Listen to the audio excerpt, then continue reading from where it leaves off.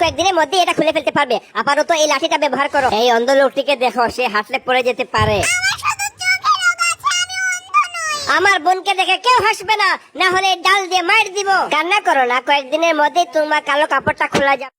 আমার পেট থেকে একটা বিড়াল কিভাবে বের হয়ে আসলো? আমি তো ভয় পেয়ে গেলাম। মা, একটা বিড়াল ধরে নিয়ে আসছি, এটা কি করব? এটা বাইরে ফেলে দাও। বিড়ালটা ফেলে দিও না, আমাকে দাও। আমাদের বাসার নিয়ম হলো কোনো প্রাণী পোষা যাবে না। তুমি লুকিয়ে এটা কেন করেছো? এটা একটা রিমোট কন্ট্রোল বিড়াল, এটা আমাকে বাবা কিনে দিয়েছে। আমাদের ঘরের ছাদ কেন ভেঙে যাচ্ছে? রাস্তা এবং দোকানগুলো কেন ভেঙে যাচ্ছে? চিড়িয়াখানা গেটের মুখের বাঘের মূর্তিটাও ভেঙে গেল। ভূমিকম্প হচ্ছে, চলো তাড়াতাড়ি কোথাও লুকাই। পাথর আটকাতে টেবিলের নিচে লুকাতে হবে। হেলিকপ্টার আমাদেরকে উদ্ধার করতে আসছে, দড়ি ধরে রাখো। ভাইয়া, তুমি হেরে গেছো। ছেলে হয়েও তুমি আমার থেকে খুব দুর্বল। আমার অনেক খিদে পেয়েছে, তাই আমার শক্তি নেই।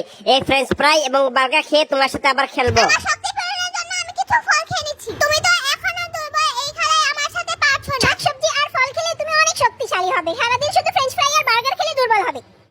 পুলিশ আমাদের কেন গ্রেফতার করলো? আজ তোমরা কোনো খারাপ কাজ করেছো কিনা ভেবে দেখো। পুলিশের গাড়িতে অনেক রং লেগেছে, এগুলা তোমরা করেছো। বালতির মধ্যে ভালোভাবে গুড়া সাবান গুলে নিলাম। ভাই চলে, এবার আমরা পুলিশের গাড়িটা সুন্দর করে পরিষ্কার করে দেই। তোমরা দারুণ কাজ করেছো। এই না তোমাদের জন্য উপহার, দুটি পুলিশের খেলনা গাড়ি।